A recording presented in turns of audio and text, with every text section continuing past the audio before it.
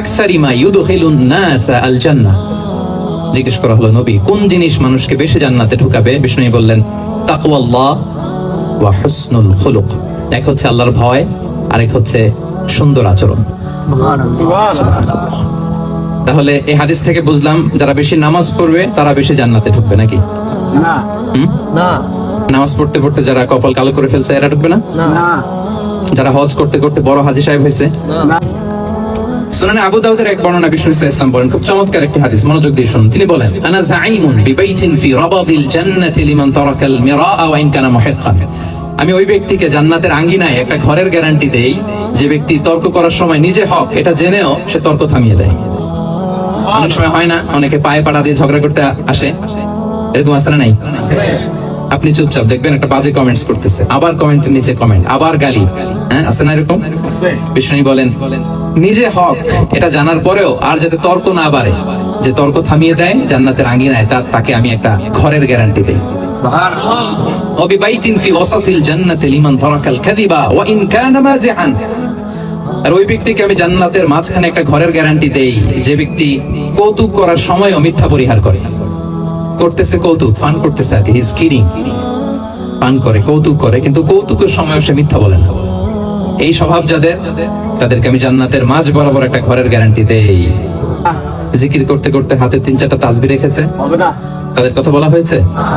এগুলো নিঃসন্দেহে অনেক বড় আমল, কিন্তু সবচাইতে বেশি জান্নাতে প্রবেশ করাবে যে আমল, বিষ্ণু বললেন, এক হচ্ছে আল্লাহর ভয়, আরেক হচ্ছে সর্বোত্তম আচরণ। প্রিয় ভাইরা, ইসলামের মেজাজটাকে চিনে নেন, ইসলামের এসেন্সটাকে বুঝে নেন। আমরা ভালো আচরণকে গুরুত্ব দিতে চাই না। অনেক নামাজি লোক দেখবে নামাজ পড়তে পড়তে কপালে কালো দাগ ফেলে দিচ্ছে, বাসায় বউয়ের সাথে খারাপ আচরণ করে, খিটখিটে মেজাজের, প্রতিবেশীর সাথে শুধু ঝগড়া, কলিগদের সাথে ঝগড়া, মারামারি, দুঃসম্পর্ক, এরকম আছে না নাই বলেন? আছে না? কিন্তু নামাজি, অনেক বড় হাজি, একদিনও কোরআন তেলাওয়াত মিস হয় না, তো এত ইবাদত করেও সে ইসলামের আসল এসেন্সটাকে ধরতে পারে নাই। বিষ্ণু বললেন, সবচেয়ে বেশি জান্নাতে প্রবেশ করাবে যে দুটি আমল, একটি হচ্ছে তাকওয়াল্লাহ, আল্লাহর ভয়, আরেকটি হচ্ছে উত্তম আচরণ, সর্বোত্তম আচরণ। তো আমরা যেন উত্তম আচরণের অধিকারী হই, আমার স্ত্রীর সাথে যেন ভালো আচরণ করি, প্রতিবেশীর সাথে যেন ভালো আচরণ করি, ছেলে মেয়েদের সাথে যেন আমাদের অ্যাটিটিউডটা ভালো থাকে, আচরণটা ভালো থাকে, কলিগের সাথে যেন ভালো থাকে। বিশ্বনবীর আচরণ যেমন ছিল তেমন আচরণ যেন আমরা গড়ে তুলতে পারি। ওয়াবিবাইতিন ফি আ'লাল জান্নাতি লিমান হাসানা খুলুকাহ। আর জান্নাতের একেবারে হাইস্ট পিক অফ প্যারাডাইস, জান্নাতের সর্বোচ্চ স্তরে আমি একটা ঘর বা একটা বাসভবনের গ্যারান্টি ওই ব্যক্তিকে দেই যে তার আচরণটা সুন্দর করেছে, যে সুন্দর আচরণের অধিকারী হয়েছে, তাকে জান্নাতের হাইস্ট পিকে আমি একটা বাসভবনের গ্যারান্টি দেই। তাহলে বলেন তো, আমাদের আচরণটা সুন্দর করার দরকার আছে না নাই? এটা খুব ছোটখাটো একটা আমল, তাই না? কথা বলেন, দক্ষিণ কোরিয়া প্রবাসী ভাইরা আওয়াজ করে বলেন, এটা কি ছোট আমল? দেখলে সালাম দিব, সুন্দরভাবে কথা বলবো, ভালো উইশ করব, হ্যাঁ, হিংসা জিঘাংসা অহংকার থেকে মুক্ত থাকবো, খিটখিটে মেজাজের হব না, অলওয়েজ স্মাইলিং ফেস থাকবে আমার, হৃদ্যতাপূর্ণ আচরণ। এই কাজটা কি ছোট আমল? আওয়াজ করে বলেন, এই আমলটা কি ছোট না বড়?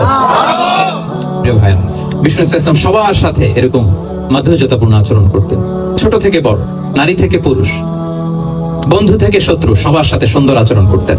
এবং তার এই চমৎকার আচরণে মুগ্ধ হয়ে তার অনেক শত্রু মুহূর্তে তার বন্ধুতে পরিণত হয়েছে। তাহলে আসুন আমরা দেখি আমাদের প্রিয় নবীজির আচরণ কেমন ছিল। শুরুতেই আমরা দেখি তাহলে শিশুদের সাথে পেয়ারা নবীজি কেমন আচরণ করতেন সেটা আমরা শুনবো। আমরা যদি থ্রু দ্য লেন্স অফ সিরা অথবা through the lens of Sunnah lens দিয়ে, আমরা তো এক একজন এক এক লেন্স লাগাই, তো দেখবেন যে সুন্দর একটা গ্লাস পরলে যেটা যেই কালার ওইটা দেখা যায়, কিন্তু নীল গ্লাস পরলে গোটা দুনিয়াটা, লাল গ্লাস লাগালে দুনিয়াটা। এই জন্য কোরআনের লেন্স দিয়ে আমরা বিশ্ব দেখি। কোন লেন্স দিয়ে বিশ্ব দেখবো? We see the world through the lens of Quran. আজকের আলোচনাটা আমরা করবো থ্রু দ্য লেন্স অফ সিরা, সিরাতের আলোকে, সুন্নাহর আলোকে দেখে বিষ্ণু ইসলাম শিশুদের সাথে তিনি কেমন আচরণ করতেন। বিষ্ণু ইসলামের কাছে যখন কোনো শিশু নিয়ে আসা হতো, তিনি তাহনিক করতেন। হাদিসে এসেছে, সিরায় এসেছে। তাহনিক কি? খেজুর চিবিয়ে খেজুরের মিষ্টি রস লালা সহ বাচ্চার মুখে লাগিয়ে দিতেন। আলেমদের কাছে, অনেক আলেমদের কাছে আসে, আমার কাছে অনেকে এসেছে বাচ্চাদেরকে নিয়ে, তো আমরা এই সুন্নাহর উপর আমল হিসেবে খেজুর চিবিয়ে এর রসটা মুখে ঢুকিয়ে দিয়েছি। বারাকা, বিষ্ণু ইসলাম বারাকা নেওয়ার জন্য আসতো। ছোট্ট বাচ্চাদেরকে নিয়ে। মদিনায় যখন সাহাবারা হিজরত করলেন মক্কা থেকে, মুসলিমদের ঘরে সন্তান সন্ততি নাই, বাচ্চা কাচ্চা হয় না। ইহুদিরা টিটকারি করে, এই তো মুসলমানদের সন্তান নাই। সর্বপ্রথম যেই সন্তান হয়েছে তিনি হচ্ছেন আয়েশা রাদিয়াল্লাহু তাআলা আনহার বড় বোন আসমা বিনতে আবু বকরের ঘর উজাড় করে এক সন্তান এসেছে, পুত্র সন্তান, নাম হচ্ছে আব্দুল্লাহ। কি নাম? আব্দুল্লাহ ইবনে জুবাইর। তো আসমা আব্দুল্লাহকে কোলে নিয়ে বিশ্বনবীর কাছে আসলেন। বিশ্বনবী খেজুর চিবিয়ে ওনার লালা মিশ্রিত রস খেজুর সহ মুখে লাগিয়ে দিলেন। তা আসমা সবসময় গর্ব করে বলতেন যে আমার সন্তানের পাকস্থলীতে সর্বপ্রথম যেটা ঢুকেছে এটা হচ্ছে বিশ্বনবীর লালা মিশ্রিত খেজুরের রস। আল্লাহু আকবার। বাচ্চারা আসলে বিষ্ণু তাহনিক করতেন, এবং এটা ল্যাবরেটরিক্যালি প্রুভ, সায়েন্টিফিক্যালি প্রুভ যে বাচ্চার জন্মের পরে এরকম মিষ্টি দিলে, স্পেশালি ডেটস নির্যাস যদি দেওয়া হয়, তাহলে এটা তার ইমিউন সিস্টেম বাড়ায়, রোগ প্রতিরোধ ক্ষমতা বাড়ায়, তার ব্লাড সার্কুলেশন বাড়ায়, রক্ত সঞ্চালন বাড়ায়। বিষ্ণু এটা করতেন। অনেক মায়েরা বরকতের জন্য বিষ্ণুনবীর কোলে বাচ্চা দিতেন। অনেক বাচ্চা বিষ্ণুনবীর কোলেই পেশাব করেছে, হাদিস সাক্ষী। ওখান থেকে মাসালা এসেছে, মেয়ে বাচ্চা পেশাব করলে কিভাবে ক্লিন হবে, ছেলে বাচ্চা পেশাব করলে কিভাবে ক্লিন হবে। বিষ্ণুনবী কোলে নিয়েছেন, পেশাব করে দিছে ভরায়। আল্লাহু আকবার। বাচ্চাদের মাথায় তিনি হাত বুলিয়ে দিতেন।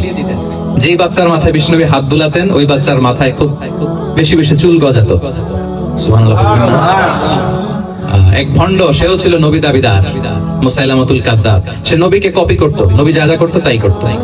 তো সেও তার এলাকায় অনেক বাচ্চাদের মাথায় হাত বুলাই দিতে শুরু করলো, যে মোহাম্মদ বাচ্চার মাথায় হাত বুলালে বাচ্চার মাথায় চুল বড় হয়, আমিও তাই করবো। সে বলতো আমিও নবী। সে বলতো নবু আনিস শুনলি ওয়ানিস শুনলাকি মোহাম্মদ, হে মোহাম্মদ, নবু তোমার অর্ধেক আমার অর্ধেক। কি মামুর বাড়ির আবদার দেখছেন? বলে আমারটা আমাকে বুঝিয়ে দাও। তো নবীকে কপি করতো। বিশ্বনবী কুয়ার মধ্যে লোনা পানির কুয়ায় থুতু ফেললে মুহূর্তে লোনা পানির কুয়া মিঠা পানির কুয়ায় পরিণত হতো।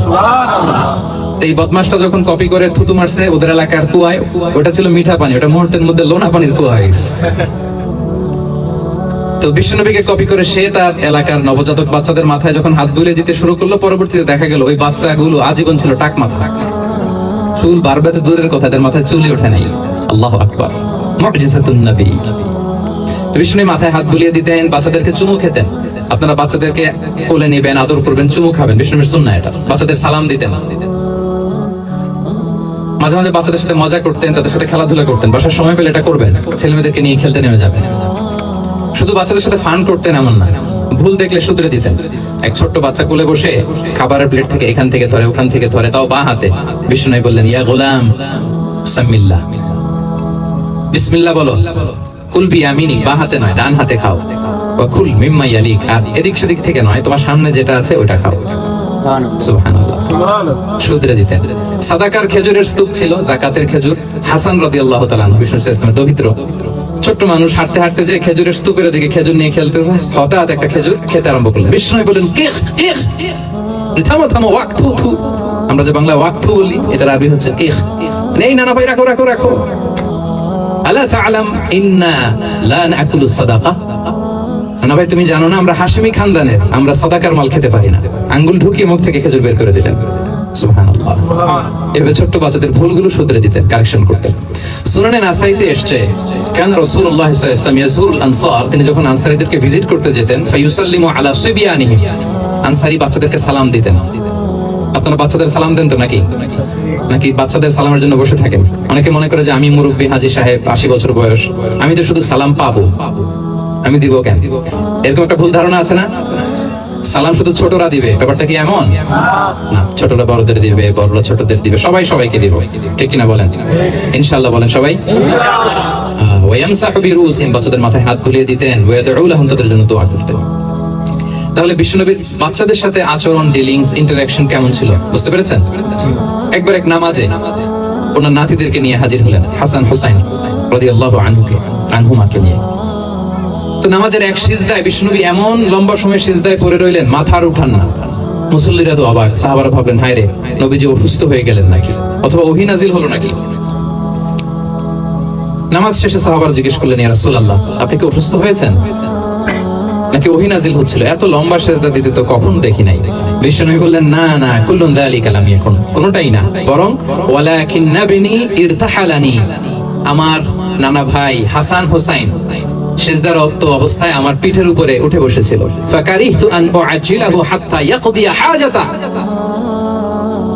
আমি উঠে গেলে তাদের ডিস্টার্ব হবে, এজন্য সিজদায় পড়েছিলাম। যতক্ষণ তাদের পিঠে উঠে খেলতে মনে চেয়েছে তারা খেলেছে, তারা নেমেছে, তারপরে সিজদা থেকে মাথা উঁচু করে দাঁড়িয়েছি। কি কনসিডারেশন ছিল, কি কনসিডারেট পিপল ছিলেন, সুবহানাল্লাহ। তা আমরা কাঁধে নিয়ে খেলবো তো দূরের কথা, আমরা অনেকে বাচ্চাদেরকে মসজিদে দেখলেই রেগে যাই, আছে না নাই? অনেক মুরব্বীরা আছে মসজিদে বাচ্চা দেখতে পারে না, দেখবেন খিটখিটে মেজাজের হয়ে যায়, রিয়েক্ট করে। আলহামদুলিল্লাহ গত অনেক বছর ধরে বাংলাদেশে এটা নিয়ে আমরা কন্টিনিউয়াসলি বলেছি যে না, শিশুদেরকে আপনারা মসজিদে আসলে ধমক দিবেন না, ভুল করলে, আওয়াজ করলে, চিৎকার করলেও তাদেরকে বকা দেওয়া যাবে? বলেন। আজকে যদি বকা খেয়ে মসজিদ থেকে ফিরে যায়, আর কোনোদিন মসজিদের দিকে পা বাড়াবে? ও যাবে ক্লাবে, হ্যাঁ, ও যাবে গানের কনসার্টে, আর ফেরাতে পারবেন মসজিদে? আর আসবে না। খবরদার, আপনার একটা ধমকের কারণে মসজিদমুখী কোনো শিশু যেন অন্যদিকে না যায়। বুঝাবেন যে আপু এটা আমাদের ইবাদতগাহ, পবিত্র জায়গা, এখানে দুষ্টামি করতে হয় না, আওয়াজ করতে হয় না, আল্লাহ তোমাকে অনেক গুনাহ দিবে। গুনার ভয় দেখালে কিন্তু বাচ্চারা আর দুষ্টামি করে না, দেখবে, ঠিক কিনা বলেন? এই সেন্সটা তাদের আছে, এভাবে বুঝাবেন। মুসনাদে আহমদ একটা হাদিস এসেছে, বিষ্ণু ইসলাম ওনার চাচাতো ভাইদেরকে নিয়ে দৌড় প্রতিযোগিতা করাতেন, লাইন ধরে দাঁড় করাতেন, আর বলতেন মান সাবাকা ইলাইয়া ফালাহু কাদা ওয়া কাদা, সবাই দাঁড়াও, দেখি কে কার আগে আমাকে দৌড়ে ধরতে পারে, যে ধরতে পারবে তাকে পুরস্কার দিব। আল্লাহু আকবার। এবং বিশ্বনবীর এই কথা শুনে সবাই দৌড়ে যে বিশ্বনবীর ঘাড়ের উপর উঠতো, বুকের উপর উঠতো, ঝাঁপিয়ে পড়তো, বিশ্বনবী সবাইকে ধরে আগলে নিতেন, প্রত্যেকের গালে চুমু খেতেন। পড়েন সুবহানাল্লাহ। এই ছিল শিশুদের প্রতি বিষ্ণু ইসলামের আচরণ। তো আমরা এরকম আচরণ করি কিনা? আমাদের আচরণটা আমাদের বাচ্চা, আমাদের আত্মীয় স্বজনের ছোট ছেলে মেয়ে, আমরা কোথাও শিশুদেরকে যদি দেখি, আমরা তাদের সাথে কিভাবে আচরণ করি একটু মিলিয়ে নিন। কার আচরণ কেমন, এরকম করেন কিনা আমি আর জিজ্ঞেস করতে চাইলাম না, জাস্ট আস্ক ইউরসেলফ, নিজেকে জিজ্ঞেস করুন যে আমরা আমাদের বাচ্চাদের সাথে এরকম আচরণ করি কিনা। দেখেন বিষ্ণু ইসলাম কেমন কনসিডারেট ছিলেন। বিশ্বনবী যদি কারোর সাথে মুসাফা করতেন, ভাই একটু হাত মিলান তো, এই যে ওই লোক হাত সরানোর আগে বিশ্বনবী হাত সরাতেন না, যখন উনি হাতটা টান দিতেন তখন নবী হাত টান দিতেন। কারোর সাথে কথা বলার সময় এইভাবে আর চোখে তাকাতেন না, এইভাবে না, কথা বলতে হইলে ঘুরে তার দিকে হয়ে তাকে সম্মান দিয়ে, রেসপেক্ট দিয়ে কথা শুরু করতেন। কেউ কোন গুরুত্বপূর্ণ কথা কানে কানে বলতে চাইলে তিনি কথা শেষ না হওয়া পর্যন্ত মাথা সরাতেন না। সুবহানাল্লাহ, আস্তে বলেন। আল্লাহু আকবার, আল্লাহু আকবার। একটু মিলিয়ে নেই, আসলে কি আমরা পারি এত চমৎকার আচরণ উপহার দিতে?